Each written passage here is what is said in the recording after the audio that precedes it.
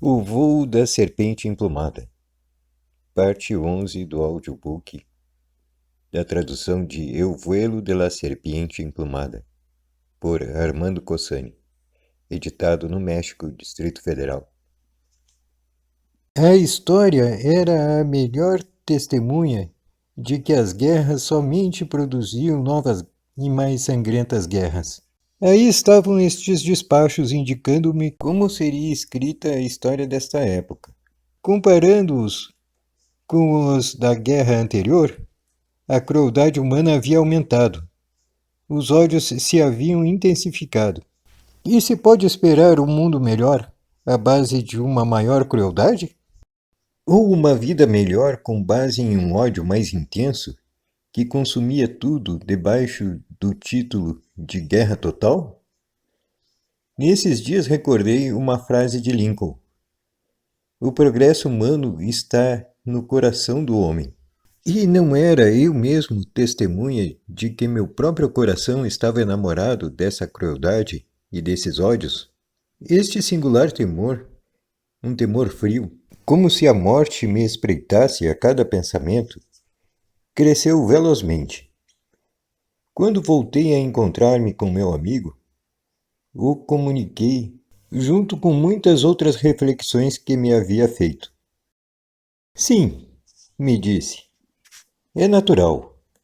A alma sempre sabe o que quer e, assim que começa o despertar, começa a pedir o seu.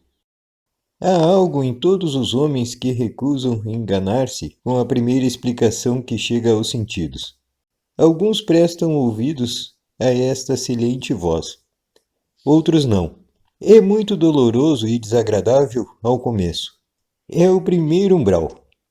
Quando o homem tem um começo de vida genuína, se fortifica também o poder de todo quanto lhe conduz ao sonho. Este é um período perigoso porque todo despertar aporta novas energias. E tudo quanto há de falso em nossa personalidade se aproveita delas e aumenta a nossa escravidão. Pode-se dizer, sem errar muito, que assim se mata a alma. Assim temos que no mundo há muitas almas cuja vida se há detido. E pouco a pouco vão perdendo as possibilidades de crescimento e perfeição que são um direito que o homem não utiliza. Há almas que estão decididamente mortas. O ser humano é algo mais que o corpo e os sentidos, mas não o sabe, não o compreende. Queres me dizer que a alma não é imortal? Perguntei. Isso depende da pessoa de quem se trate, me disse. Mas aí estão os princípios religiosos, os escritos de Platão e as afirmações de muitos homens reconhecidamente inteligentes que nos asseguram que temos uma alma imortal. Todavia dormes. Vais contradizer a Platão? Poderia aclarar-te muitos pontos para que possas entender a Platão, porém não estás preparado ainda. Não te entendo. Estás obcecado por tuas próprias ideias. Enquanto estejas em semelhante condição, não poderás entender nada. Observa um fato. Se a alma fosse uma coisa que temos assegurada naturalmente, os escritos religiosos não insistiriam naquilo de que devemos esforçar-nos por salvá-la. Nem haveria necessidade da filosofia ou religiões. Sabê-lo-íamos naturalmente, e ninguém temeria a morte como a teme. Escuta-me. A alma a formamos nesta vida em base ao que nos anima. Se os motivos, as ideias, as ambições de nossa vida são transitórias, são coisas do momento imediato, nossa alma será também transitória, impermanente, sujeita ao que queremos. Algum dia poderás refletir serenamente sobre estas coisas e compreenderás a este rapaz cuja morte te obsessiona. Observa bem, tu não o mataste de ti mesmo, porque de ti mesmo nada podes fazer. Ou seja, que algo que não és tu mesmo, uma sociedade, te treinou, te ensinou a matar. Recordas tua exclamação daquele dia na igreja? Pois é o mesmo. Tua exclamação e o baionetaço foram involuntários. Se antes de lançar essa exclamação tivesses podido dar-te conta do feito, não a terias lançado. Igual coisa com o baionetaço. Um pouco de reflexão e não o haverias feito. Porém, nesses momentos não há tempo para refletir. Fixe-se bem no que eu te disse. Não há tempo. De modo que, para poder obrar de coração, é preciso sobrepor-se ao tempo. E isso demanda um tipo de vontade que tu não conheces todavia. Alcançar esta vontade requer grandes trabalhos, grande obediência a algo superior. Tens observado e ponderado sobre a filantropia e a caridade? Um homem que durante anos se haja submetido a este treinamento de que te falo, não poderia evitar fazer o bem. Fazê-lo seria uma função um pouco menos que instintiva nele. Faria-lo naturalmente. Mas a maioria da gente pensa que com fazer o bem já tem conseguido o que unicamente se pode conseguir trabalhando intencionalmente, indo contra a corrente em si mesmo. Quanto à imortalidade da alma, não cabe dúvida de que existe.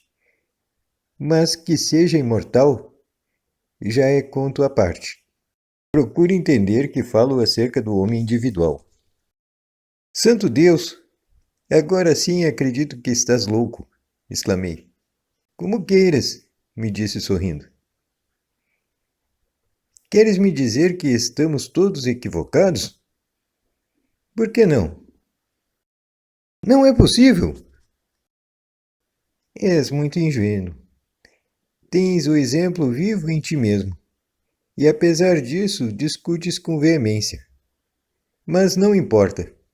Vês quão errado seria se me guiasse unicamente por tuas palavras? Tu sabes e sentes que a guerra é horrível, que é uma coisa bárbara, a culminação de tudo quanto há de selvagismo no homem. Sabes que teus companheiros estão errados com respeito a essas cifras de baixas. Para ti, por outro lado, cada cifra é a representação de um ser humano, e isso te faz sofrer. Aqueles que não sentem o que pensam estarão sempre errados. E te fixa no que todo este horror está produzindo no que chamamos o mundo cristão. E um dos principais preceitos da cultura cristã diz: não matarás. Porém, o homem começa a matar no coração antes de começar a matar de fato. A morte que vês por donde queira começou com o ódio. E a sociedade o justifica de muitas maneiras para calar a voz da consciência, se é que alguma vez lhe presta atenção. Qual das muitas igrejas cristãs tem adotado uma atitude vigorosa, inequívoca, frente a esta guerra? Só uns quantos homens isolados se opuseram a ela e têm preferido sacrificar suas vidas em experimentos de laboratório. Voltemos à entrevista do velho Nicodemos com Jesus Cristo. Essa entrevista ocorreu em tempos tão agitados como o atual, quando se derrubava uma forma de cultura enquanto se gestava a outra. E Jesus Cristo disse a Nicodemos que era preciso nascer de novo, nascer de água e espírito, para poder desfrutar dos atributos que correspondem a uma alma de verdade. Mas muitos dos que morrem convencidos de que sua alma vai sobreviver. Não o duvido. O ser humano está convencido de muitas coisas. Houve um tempo em que esteve convencido de que a Terra era plana. Se esquadrinhas os evangelhos, verás que se diz bem claramente neles: de que te valerá ganhar o mundo, se vais perder a alma? Resultava-se impossível discutir com ele. Muito obrigado por assistir ao nosso canal. Se gostou, se inscreva, deixe seu like e compartilhe, por favor. Acima há um link de um livro grátis, Hercólogos, que ajuda a ter um melhor entendimento da vida.